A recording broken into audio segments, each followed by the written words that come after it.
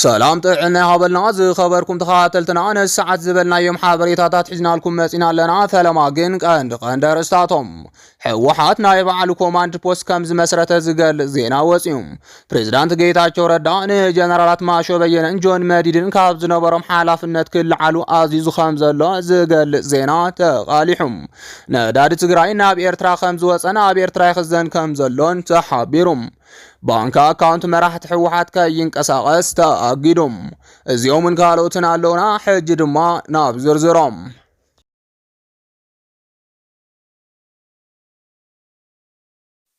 ሕወሓት ናይ ባዕሉ ኮማንድ ፖስት ከም መሰረተ ዝገልጽ ዜና ወፂኡ ኣብ ትግራይ እቲ አንጻር ጌታቸው ዘሎ ጉጅለ ናይ ባዕሉ ኮማንድ ፖስት ኣጣይሸሎ ዝብል ዜና ሕዚ ካብ መቐለ በተደጋጋሚ ይቃላሓሎም ኣብ ተሓሲቦሞ ዘሎ ኦፕሬሽን ከጋጥሞ ዝኽእል ብድሆታት ተማሊ ምሸት ዘትዮም ከም ዘለው ድማ ሓደ ፈለቲ ውሽጢና ዝብሉ ኣካላት እንዳቃልሑ ይርከቡ በዚ መሰረት ድማ ኣብ ሓደ ኣመራርሓ መንበር ገዛ ኣብ ከተማ መቐለ ኣኼባ ከም ዘካየዱ ተገሊጹሎም ናይ ፖለቲካ ውዳበ መንጀሪኖም ዓለም ገብረዋህድን ጌታቸው አሰፋን ዝመርሕዎ ካልኦት ውስናት ዝነበሩ ኮይኖም ካብ ወተሃደራዊ ኣመራርሓ ድማ ወድን በይተ ጆን መዲድን ተወልደ ዕንበብን ዝርከብዎም ጀነራላት ተረኺቦም ነይሮም እቲ ኮማንድ ፖስት ንኽፍሊ ፕሮፓጋንዳን እዋናውን ሓበሬታታት ንኽውዝዑ ንኣክቲቪስታት ሓዊሱ ካብ ገብረ ዓድየትን ካብ ኣባዲ ገብረ ስላሰን ርክብ ብምግባር መረዳእታ ከረኽቡን ክፍንውን መብርሒ ተዋሂብዎም ኣሎም እቲ ካልኣይ ድማ ኣብ ዝተፈላለዩ ቦታታት ናብ መቐለን ዓዲግራትን ዘእቱ ከይላ ንኽገብሩ ንዝተወሰኑ ጥቡቕ ፍተሻ ንኽገብሩ ትእዛዝ ኣውፅኦም ኣለው ብተወሳኺ እውን ኣብ መቐለ ውሱናት ክፍለ ከተማታት ኣብ መሓደርቲ ናይ ሕወሓት ደገፍቲ ዝኾኑ ነባራት ተጋደልቲ ኦሪየንቴሽን ይወሃብ ኣሎም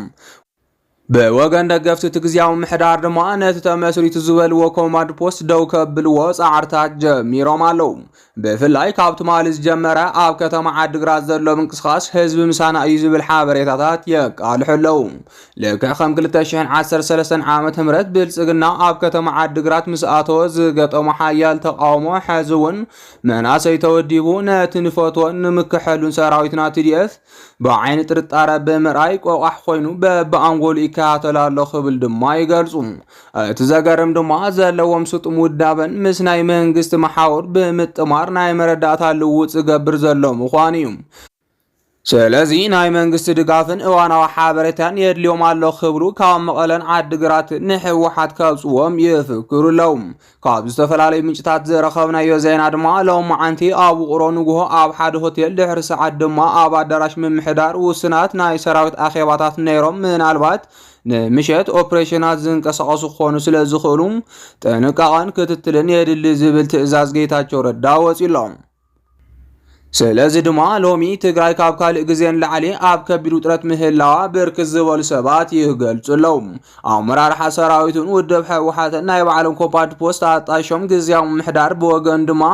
ነዚ ንምክልኻልን ስጉምቲ ንምውሳድን ይንቀሳቐሳሎም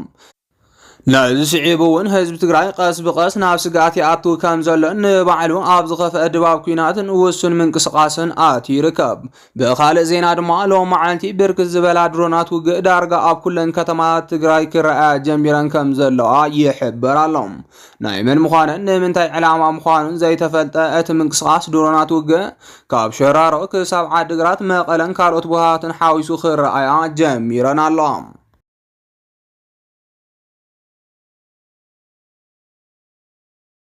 ፕሬዝዳንት ጌታቸው ረዳ ንጀነራላት መዓሸ በየነን ጆን መዲድን ካብ ዝነበሮም ሓላፍነት ክልዓሉ ኣዚዙ ከም ዘሎ ዝገልጽ ዜና ወፂኡ ኣብ ትግራይ ኣብ ሕጂ ሰዓት እታ ዝተፈርሐት ናይ መወዳእታ እዩ ዝተባሃለላ ስጉምቲ ክፍጸም ከም ዝጀመረ እንዳተሓበረ ይርከብ እዚ ስጉምቲ ድማ ብደገፍቱ ክሕተተሉ ዝጸንሐ ብፕሬዝዳንት ጌታቸው ረዳ ዝተወሰነ ከም ዝኾነ ንምርዳእ ተኻኢሉ ብመሰረት እዚ ድማ ፕሬዝዳንት ጌታቸውን ኣብ ልዕሊ ዝተፈላለዩ ኣመራርሓ ሰራዊት ትግራይ ይኹን ፖለቲካዊ ኣመራርሓ ካብ ስልጣን ናይ ምልዓል ስጉምቲ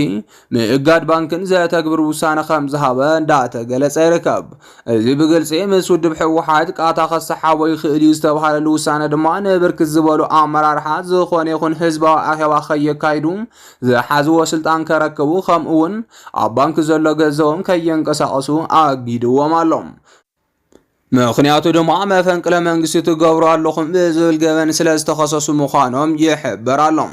ኣብ ልዕሊ እቲ ላዕለዋይ መሪሕነት ሰራዊት ትግራይ ዝበሃሉ ዘለዎ ኣመራርሓ ሰራዊት ወሲንዎ ዝተባሃለሉ ትእዛዝ ድማ ግዝያዊ ምምሕዳር ትግራይ እገዳ ክገብረሎም ብጌታቸው ዝተጻሕፈ ደብዳቤ ናብ ጀነራል ታደሰ ተመሓላሊፉ ምንባሩ ዝዝከር እዩ። ሎሚ ድማ ባዕሉ ጌታቸው ዝጻሕፎ ደብዳቤ እገዳ ዘንበረ ኮይኑ እዚ እገዳ ድማ ኣብ ልዕሊ ጀነራላት ማሾ በየነ፣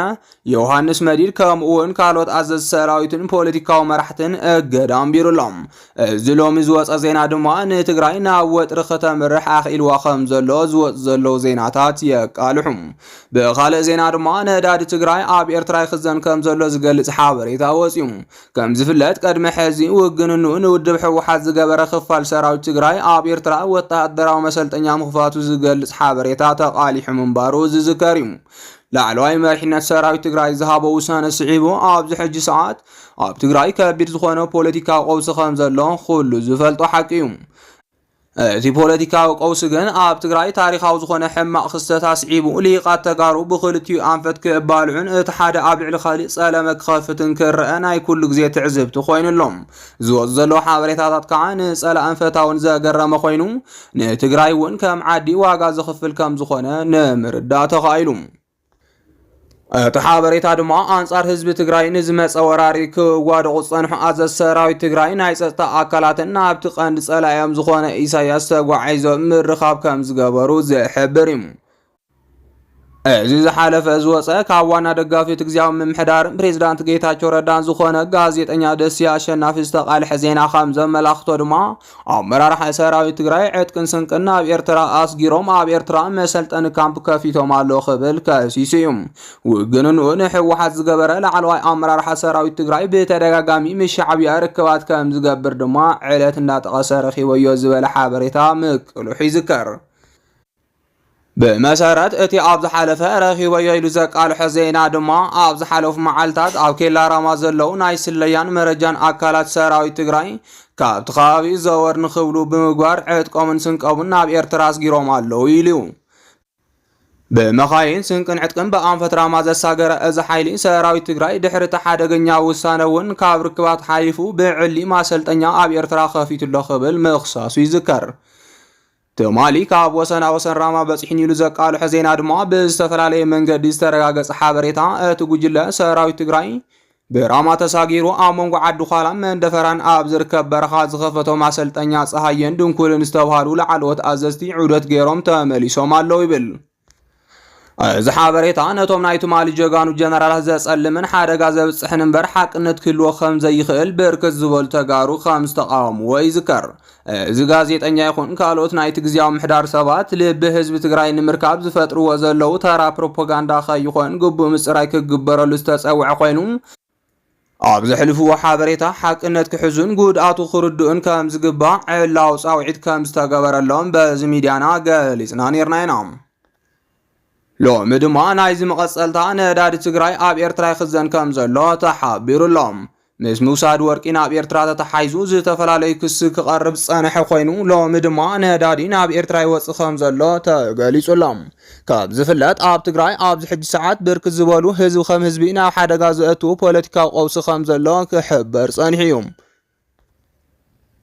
እቲ ፖለቲካዊ ቀውሲ ንትግራይ ሓደ መንግስቲ ከይህልዋ ዝገበረ ኮይኑ መራሕቲ በብኣንፈቶም ኮይኖም ነንባዕሎም ይበኣሱን ይካሰሱን ኣለዉ።